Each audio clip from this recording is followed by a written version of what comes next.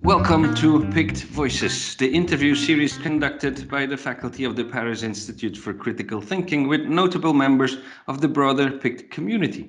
Now, our goal is to present our community with a variety of voices across the spectrum of the humanities and critical creative thinking. My name is Kristof Vanhoutte, and today it is my pleasure and honor to be joined by my good friend David Kilpatrick, Professor of English and Sports Management of Mercy College. Hello, David, and welcome. Hello, Kristof. It's a pleasure to speak with you. It's always great fun anytime we can to speak with one another. So I've missed you very much, and looking forward to this conversation. Yes, it's going to be great. So, David, for the few who haven't heard, the World Cup of Football, or soccer as you call it in the US, has recently started in Qatar. And I thought who better to talk to about this event than you. So why don't we begin at this very beginning and say a couple of words about the World Cup. What is it and why is it so important? Well, of course, the World Cup, the first ever World Cup, for those aren't familiar with the history of it, began in 1930 as sort of an alternative to the Olympics, which of course was based on principles of amateurism. And so FIFA is although it's a member of the International Olympic Committee, it started up their tournament. Although the organization of it was perhaps it's most polite to say was conducted by gentlemen amateurs in the organization's infancy, although they didn't always conduct themselves as amateurs. And certainly the commercialization of the game really kicked in from, say, the 1966 World Cup in England, when so many capitalists saw a great opportunity, whether it was whether it was British pounds or American dollars or whatever denomination of currency it may be. And the game has never been free of corruption. The debate over professionalism in the 19th century, when the sport, when it was in its infancy, there were accusations of corruption right from the start. If we go back to, if you will, the start of football, we could locate it institutionally with the meeting at the Freemasons Tavern in Covent Garden, London, in October 1863. But the World Cup, certainly by the 1966 one, and then in England, and the one in 1970 in Brazil, or excuse me, when Brazil won in Mexico, became a truly global phenomenon with my childhood hero Pelé winning his third. So as the tournament evolved, and corporate sponsorships played more and more of a role, the influx of cash and the entrenchment of leadership really kind of spelled a perfect recipe for corruption. And so, I have to admit, in 2010, I found myself sitting in the couch in my living room, awaiting the news as to who would receive the bid for the 2018 and 2022 World Cups, a rather unprecedented gesture on behalf of FIFA to award two cups at once, with the expectation that 2018 would be awarded to a European nation and the 2022 tournament awarded somewhere to the rest of the world. The front runner for 2018, of course, was England, with the Prince and David Beckham and other royalty, rather self-assured that they had the best bid, and by all objective measures, surely they did in terms of infrastructure. Although Russia, no slouch when it comes to sporting infrastructure. But in hindsight now, with Russia excluded 4 years later from world sport, obviously the sport washing element of that is all too apparent. And of course, the shock when then FIFA president Sepp Blatter lifted the envelope, and those 5 letters revealed the name of a nation, quite frankly, so few around the world had ever heard of, Qatar, which was much the point, right? This small peninsula with a very tiny population, but the world's wealthiest nation, not because of oil, they'd run out of oil, because of the gas reserves they had, but little protection from threats in the Middle East themselves. They had formed quite an alliance with the United States geopolitically from 1990 on, which again, a lot of people don't know that it was Iraqi tanks that were the first ones to go up and confront Saddam Hussein's forces when they had crossed over into Kuwait and then were starting to go into Saudi Arabia. And they courted the favor of the United States by building an over $1 billion air base and asking us to park there. And that was the beginning of their attempts to become a more prominent world power. And while they're taking an awful lot of criticism, especially in the Anglophone media, the Qataris played the game the way the game has been played, right? So accusations of corruptions, there's one of my favorite movies, if not my favorite movie, is Apocalypse Now. There's that line in there about handing out tickets for speeding at the Indy 500, right, or in an F1 race, right? Acting corrupt in a corrupt system. No more corrupt than other parties in many ways, but of course there's so many other issues.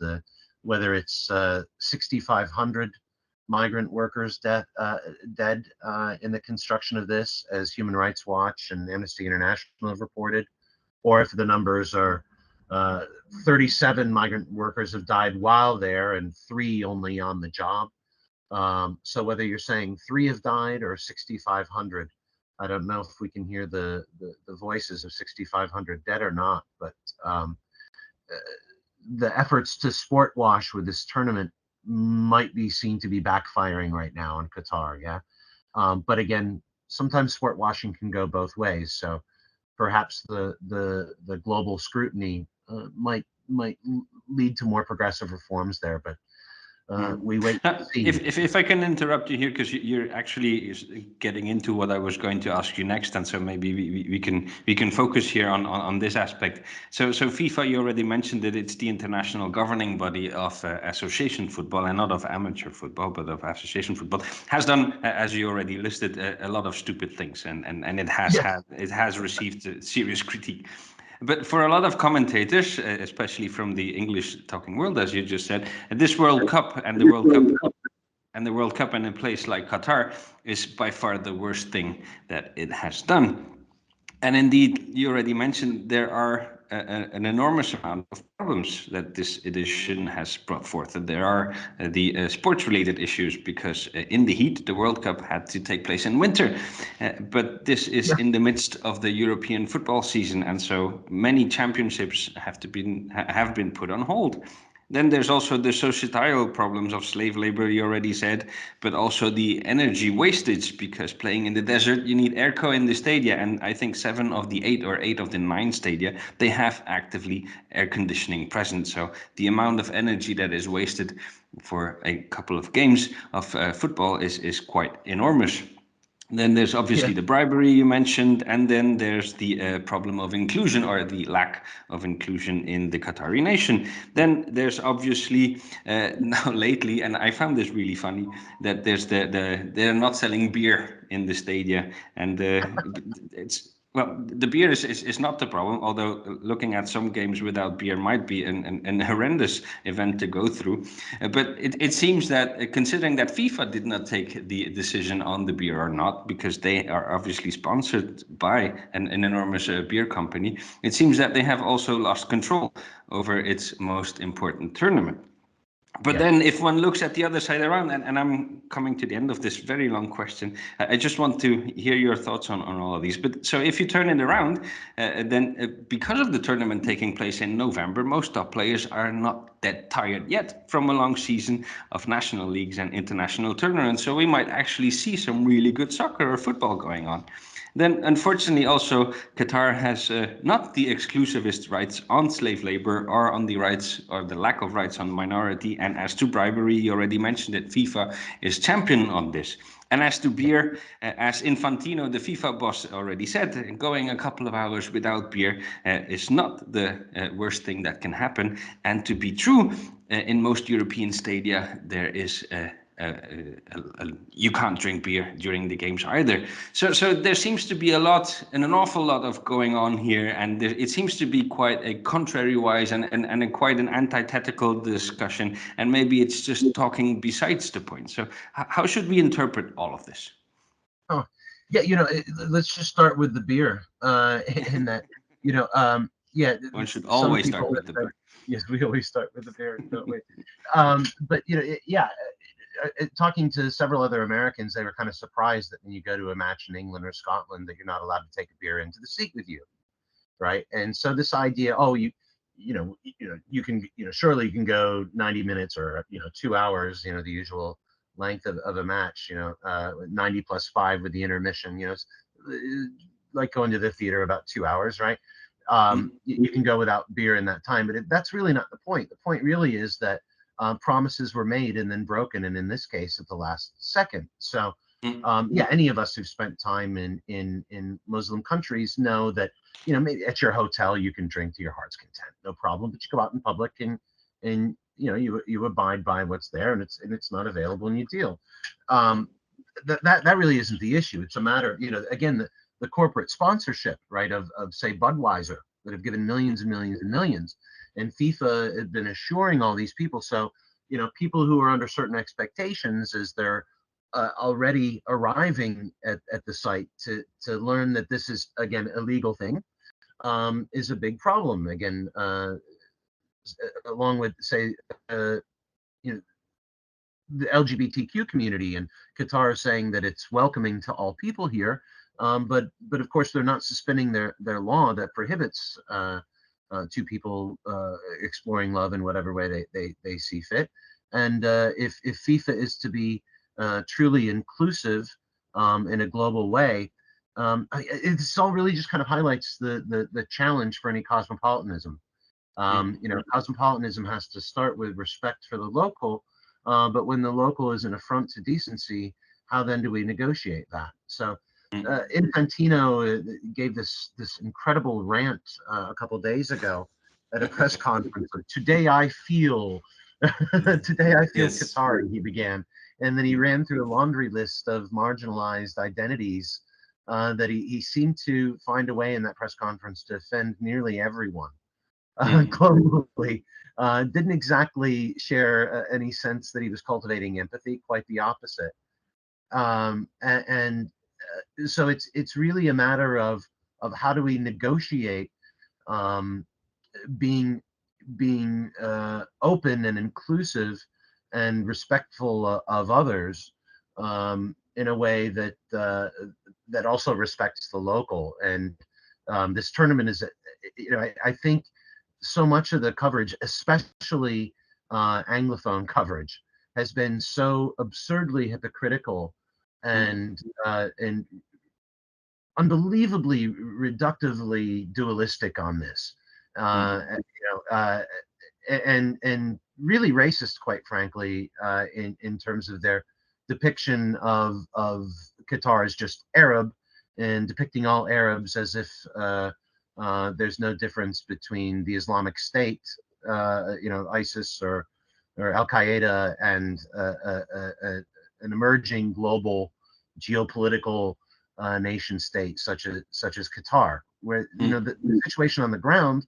I do have some friends who live in Qatar. My classes at Mercy have had some. The last 2 semesters, I've had joint sessions with students at the Georgetown University in Doha. And the situation on the ground is obviously far more complicated.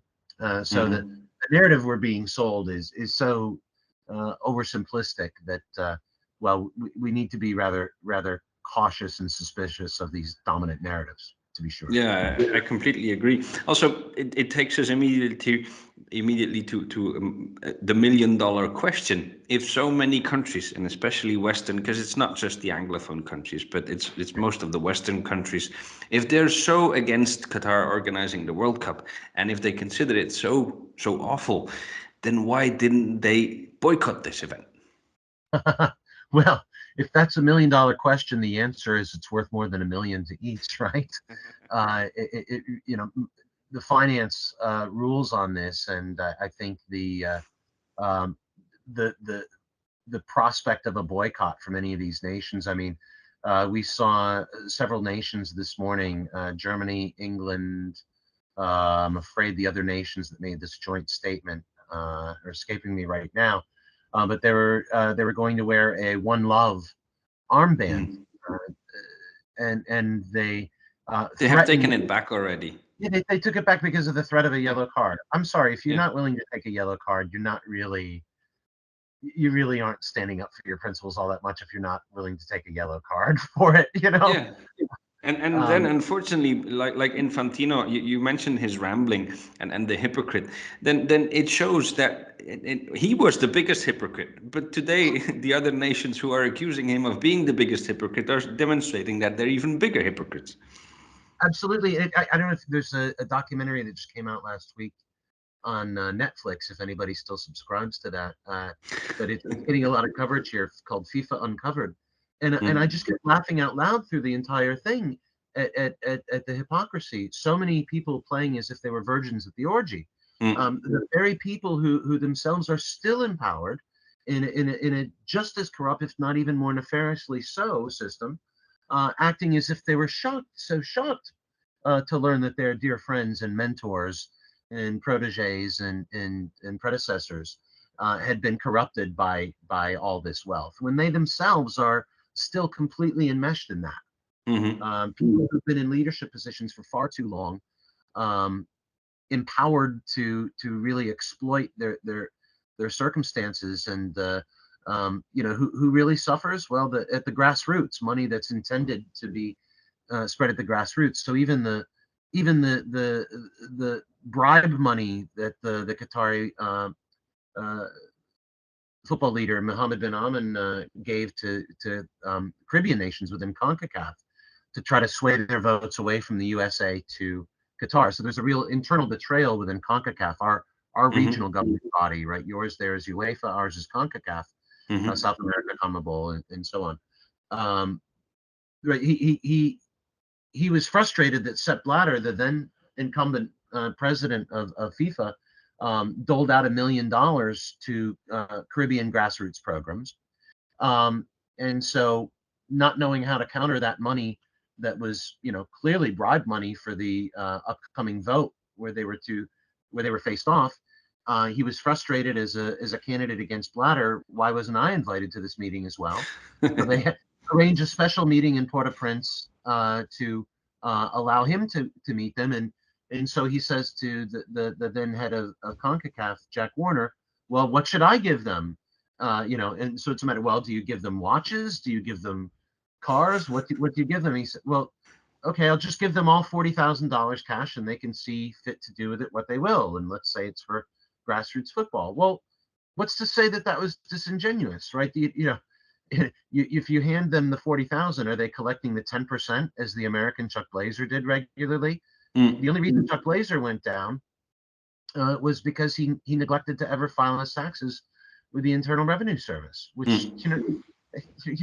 you simply cannot do that. If he just would have reported the money he took, he didn't actually really break any laws in the U.S. other than not claiming the money on his income Yeah, taxes. yeah. And so he's no longer with us. He died rather isolated in a hospital in Hackensack, New Jersey. Um, as Billy Joel might say, who needs a hospital in Hackensack? Is that all you get for your money? uh, so this guy dies alone, scapegoated for the corruption in the United States, but the corruption goes on. And so in 4 years, we've got a joint bid. So you want to talk about, environmental catastrophe, right? Flying all around between in cities across the United States, as if that would be enough. But add in Mm. Canada and Mexico to the mix. What kind of cost will this be to the planet in terms of eco footprint? Are we really talking about here? So Yeah, also. Mm. um, and we have here an exception in the system in the United States to the sporting integrity statute of FIFA, where we don't have promotion and relegation. We have a handful of billionaires who have an absolute stranglehold on the game in the United States, which, as a consequence, the United States Soccer Federation, which is our national governing body, which claims its mission is to make soccer the preeminent sport here in the United States, they're actually doing anything but. Mm. And so soccer remains, although it's an incredibly popular participatory sport. Nearly every 5-year-old American boy or girl plays the sport, but by the time they hit 13, they've stopped, and they don't become fans at the higher level. So yeah, we will watch the women's national team, which still does well at the international level. We'll watch the game. Today we're playing Wales. On Friday we're playing England, and next Tuesday we're playing Iran. So some tradition, especially with the England and Iran games, that to excite the patriotic fervor. Mm-hmm. But the game remains culturally marginal here in the United States. I, just by way of to explain that, I asked my students in 2 sport classes in the spring. I was teaching sport literature and sport and society. I asked students in both classes if they knew who were the defending champions of our first division, which is called Major League Soccer. Mm-hmm. And it's a single entity. I asked 2 classes, all of them registered for a course in sport.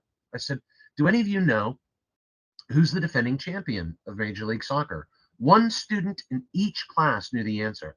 In the first class, in sport and society, it was a German student who's a midfielder on the men's soccer team at the college. He knew because he's a soccer player. And one woman in the other class, in the sport literature class, knew, but that was because she was dating one of the players on NYCFC. So the champions are playing about 12 miles away from campus, and nobody knew but 2 people in 2 classes. So that, again, really speaks to the marginalized role of soccer still at the professional level in the United States. And that's because it's being restricted by the interests of a handful of billionaires. Yeah, That's why you see so many Americans investing in football clubs around the rest of the world, because there's better investments, better opportunities. All of this, what we have been talking about, brings us to your recently published book, which has 95 theses on the reformation of football. Now, before I pick your brain a bit on some of the topics present in these theses, there is indeed quite the list of reasons why football needs reformation, and probably even more than the church required during Luther's time. However, and this, I think, is a good place to start. You do see association football as something to hold to. So you don't want, for example, to turn or to return to an exclusively amateur football as starting point. I think this is a very good point to start our conversation about your reformation of football. Yeah. Well, professionalism within football really began with a group of people referred to as the Scotch professors. That was not a term of endearment. Professor was used as in a pejorative sense at the time. So it wasn't like, oh, these gentlemen are scholars of the game, who are professors teaching the game, and so we should pay them for their expertise. No, the pejorative sense of professor was, it was ironic, it was mocking, because their professionalism was something that the rather elite gentlemen of the Football Association, and based in London at the time, their sense of sporting amateurism, which of course really won the day with Coubertin's nascent Olympic movement, right? The idea that a gentleman would not stoop to turn play into work. But the working class men who came from the border, came across the border from Scotland into England, and helped draw really great crowds with their innovative, at the time they called it a scientific method, right? The combination game, right? Prior to that, the English style of play had been rather akin to trench warfare, where one person would just be dribbling, and then they would go wave after wave, back and forth, whereas the Scots had a form of play that was based on passing. Now, so there's some different origin myths about this, and I have some friends in Scotland who are celebrating the 150th anniversary of FITBA, as they call it. This week, in fact, marks the 150th anniversary of the first international football match between a truly Scottish 11, not a bunch of Englishmen who happened to own land up in Scotland, or had aunts or uncles or cousins living there that they wanted to represent Scotland, but a true Scottish 11 is competing against an English 11 in Scotland, in Glasgow. So there's a great deal of research being done to show how football was being played in rural communities in ways that very different from the festival football that we associate with, say, Shrove Tuesday. Not necessarily mass football. But of course, as an American, I would point out that it was Charles Goodyear who actually invented the vulcanized rubber bladder football. And you can't really pass an inflated pig's bladder accurately, can you? I shouldn't think so. Well, the Scottish could. Yeah, apparently according to my Scottish friends, they must have been able to. But it takes a vulcanized rubber bladder to create the perfectly shaped sphere that allows you to make controlled passing. So that, it's not just kind of the random movement of a ball bouncing wildly. I mean, of course, the Mayans and their ball games that we found in Mesoamerica, not just the Mayans, but so many of the communities in Mesoamerica that when the conquistadors came over, they found them playing these elaborate games with rubber balls in great stadia, links to sacrifice and gambling and things of the kind there. So, and of course, the Chinese make their claim to Tzuchu being the older form of it. But yeah, the debate over say amateurism and professionalism, really the amateurs, really, we still to this day, we call rugby a hooligans game played by gentlemen, and the association code a gentleman's game played by hooligans. It really speaks to those working class origins of the game, where you would be rewarded for your labor. So the struggle between capital and labor was there right from the onset of the modern game of football, and so the artists of the game were those Scotch professors. So turning the pejorative into a positive, celebrating those early professionals and what they brought to the game. Yeah, no, I'm not advocating some kind of amateur ideal in relation to the players, but I would say I am more for that when it comes to the custodians of the game at the administrative level. Yeah, to take away the love in the amateurs, the amare is a negative thing. But I agree that we have to, we need the professionalism of the players. Yeah, yeah. And well, let's face and this gets to the idea too of notions of expenditure, right? That one takes that which is of value and utility and renders it non-useful, and so you the cost of a jersey, what is it now, Kristof, for an FC Basel top? Is it 90 euros, 100 euros? Yeah, something like that. Yeah, you could probably spend your money on a few shirts for work, with that money, but you're taking that money and you're spending it, right? So the supporters who go to the stadium, they're taking their time, their money, their energy, and they're spending it. They're wasting it, if you will. So I'm thinking here again, if you'll excuse my French pronunciation, members of PICT, but Les Parmentiers, that Georges Bataille talks about, right? This accursed share, that so the will to expenditure that we sport, whether it's the energy of the athletes themselves, who are in many ways sacrificial in their in the energy they expend, and the toll it takes upon their bodies when they perform, and the supporters at the stadium who expended their money, their resources, their time, their effort, their focus, that's sacrificed for the game.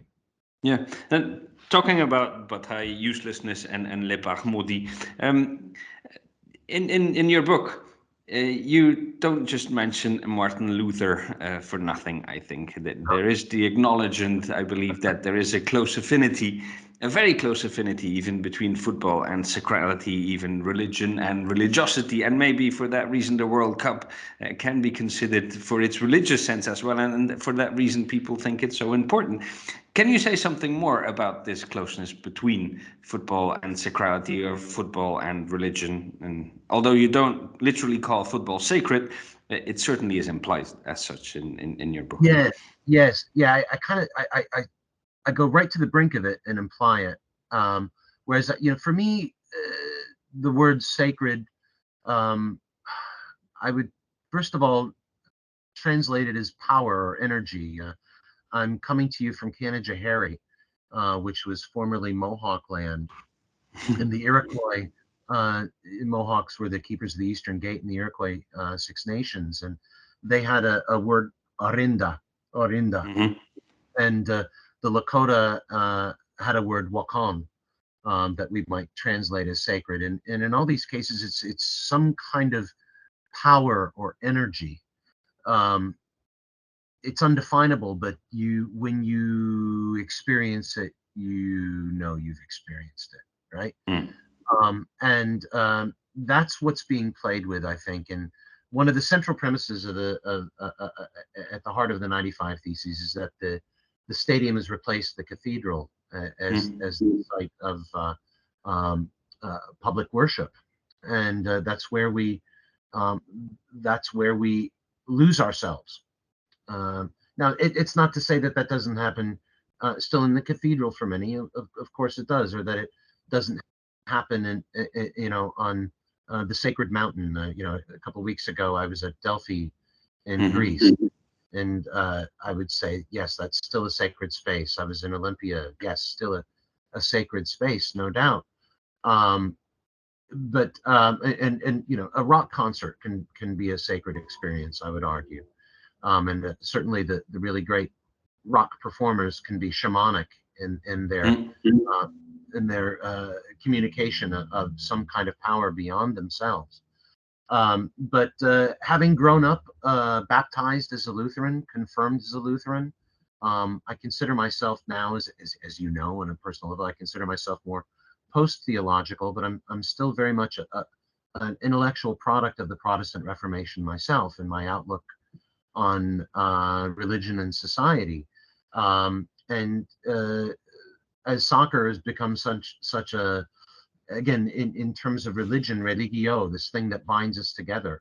Mm-hmm. Soccer binds my family together Mm-hmm. in our shared experience. And um, much as I'm sure Luther felt 505 years ago, this love he had for the church, right?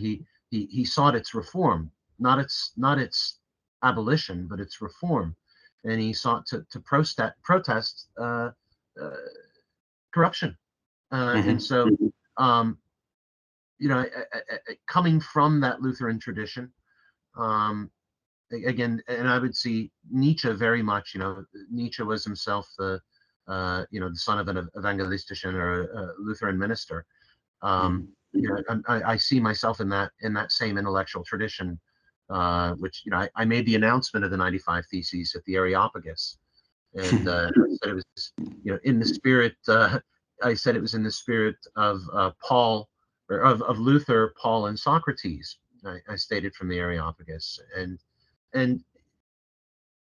you know, yes, I hope there's a little bit of a humorous element to it. My mother certainly saw the humor in it. My mother had a good laugh, right? She used to teach Bible classes at local Lutheran churches, and so she got it theologically. But yeah, the other thing that really kind of struck me, in all honesty, we have this phrase here in a lot in American sport. I don't know if you have it there, if you've ever heard of the idea of giving 110%, right? Mm-hmm. It's mathematically impossible, of course, but the quantitative reasoning never being a big forte of most athletes. But I heard some coach say a while back to soccer players, we need to give 110% for 95 minutes. 110% for 95 minutes. So of course, a football match is 90 minutes, but very often the extra time is another 5, right? Mm-hmm. That really resonated with me too, as I was feeling we need reform in football. We need reform in football. And that got me thinking of the Reformation.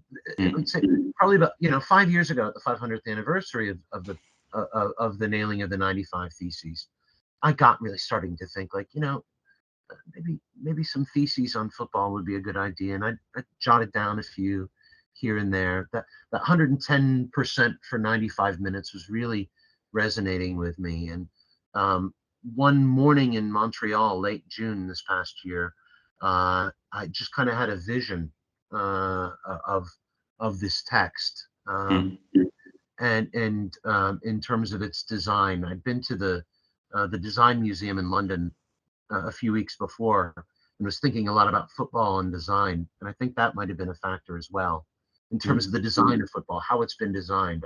I do think that those Freemasons who gathered in 1863, October 1863, in London, I think they had a really keen awareness of design, right? To the 45 to 50 minutes being the average adult attention span, needing an intermission, and then another 45 to 50 minutes. And there you go. There's that delicate balance with time and space, right? The 11 players on a roughly 110 yard, 11v11 on 110 yards approximately, right? These delicate balances that are temporal and spatial that make the game so wonderful. And IFAB over the last few years, right, that kind of the parallel body to FIFA, which oversees the laws of the game, they've really been tinkering with the laws a lot.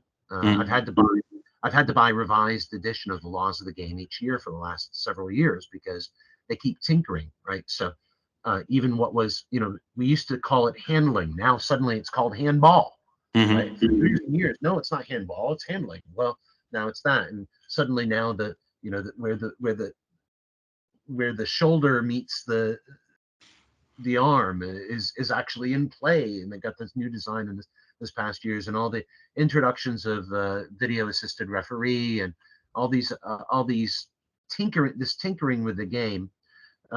So much of it I see is VAR in particular, I see as a Trojan horse for both commercialism and corruption, which go hand in hand, of course. Yeah, definitely. But just one point, if I can make, the publication of Luther's thesis and on the entrance portal of the church in Wittenberg was the introduction of a phase of war and schism in Christianity. And although the animosity now has calmed down, we ended up with a whole bunch of different Christian churches. So don't you fear that this might be obviously this won't be the effect, there won't be a war, but if the tinkering continues by FIFA, and if a lot of changes will be made, they already started thinking about to have a specialized different system in Europe on a more American module of only the best cups playing together. And so they're thinking of schisms already.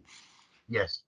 Yeah, I'm so glad you asked that. I mean, even in terms of the Protestant Reformation, last weekend I was in Pittsburgh for the wedding of my niece-in-law, and it was in the same Roman Catholic church in which I was married back in 1993. And at my wedding and at this wedding ceremony, of course, as Mass is taken, I have to sit there. I'm not allowed to take Mass as a Protestant, although Roman Catholics are free to take communion in the Lutheran Church. I'm not allowed to do so, and I mean, I suppose I could have gone up and taken the bread and the wine, but that would have been improper, right? So yes, while there's a spirit of ecumenicalism, am I saying it right? Amongst the churches, that schism remains. While I was in Greece, I popped in an Orthodox church across the street. The church bells would wake me every morning. I was a couple blocks from the sanctuary of Dionysus on the south slope of the Acropolis, and there's a beautiful church right there across the street from where I was staying. So I of course went in, and some lovely old woman approached me, calling me Kyria, uh, and asked me to use the hand sanitizer to apply the hand sanitizer to her, and such a beautiful sacred space, and the overlapping of temporal relations to the sacred that one experiences in that. But yeah, Luther did not want an alternative to the church. He wanted to reform the church he loved.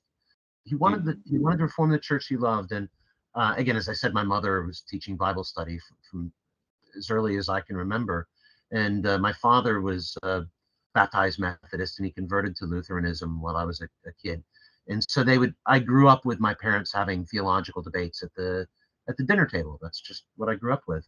And I was always brought up with a sense of, well, we don't, one holy Catholic and apostolic church, right? One holy Catholic and apostolic church. So it's not that you want an alternative to it. So, some calls for reform, in particular in the United States, have advocated for an alternative federation to the United States Soccer Federation, and that's not at all what I want. I don't want an alternative to the United States Soccer Federation, nor do I want an alternative to FIFA. I still watch the games, guilty pleasure as it is, but I want reform of these organizations, not an alternative to them, where again these same problems can simply become re-entrenched in another institutional guise. Exactly. Yeah. So I'm glad you picked up on that, because I don't think that was Luther's intention for No, not at all. for the churches at all, and nor is it mine now. Good. Well, thank you so much, David. Thank you for this extremely nice conversation. Now, before we say goodbye, though, just one final question. Who, besides Belgium, obviously, who might win? Oh, well, I suppose the overwhelming favorite right now are Brazil. Yeah. And I guess progressives are supposed to be a little more pleased with Brazil based upon recent election results. But again, accusations of corruption there go on. And, in many ways, lovers of Jogo Bonito, the beautiful game, Brazil is often everybody's second favorite team. I'm not sure about your Red Devils, Kristof. I think the time may have passed for that golden generation. But The we'll time see. was never there. The time was never there. Tend to agree. I tend to agree. And again, as an American football fan, I have to remind you, you got, you had your golden generation, but in 1930 we beat you. 1930, the United States finished third, and again, this idea that soccer is in its infancy here is another narrative that's being spun by those who are enjoying hegemony to try to reinforce it. But I certainly don't think the United States has much of a chance. But I suppose I used to live in London, and I have to acknowledge to being an Anglophile. And while I'm no fan of Harry Kane, Saka is such a great talent. He scored a couple today before we started speaking today. I don't know if England have the tactical flexibility to win this thing. I don't know if Southgate's three in the back will survive the later rounds, or if another tactician may come along and be able to pick them apart. Or maybe they'll disappoint on penalties in the final. I don't know. So I'll say I think the Japanese are going to shock everyone. That's my I think they're going to make a little bit of a run, but I don't think that they really have a chance at winning it all. So I'll say probably Brazil, but I'm kind of hoping for England. Well, I could not do that with you, so I wouldn't mind Brazil, but I could not hope with you for England. But anyway, thanks again, David. Who do you think, Kristof? Before you let me go, who do you think is going to win? Who do you want to win, other than Belgium? Well, I know Belgium will not win, and that's why I keep cheering for them, because it's so Belgian. You know that you're going to lose. I should root for France. I should root for France. No, I can't do that either. I can't do that either. Anyway, thanks again, David. Thanks also to all our listeners for having joined us once again here at PICT Voices. And you, dear listeners, if you like our volunteer work here at PICT, you can always still consider supporting us by becoming an active member of our institution. For more information about how to do just that, please visit our website. My name is Kristof Vanhoutte. Thank you and goodbye.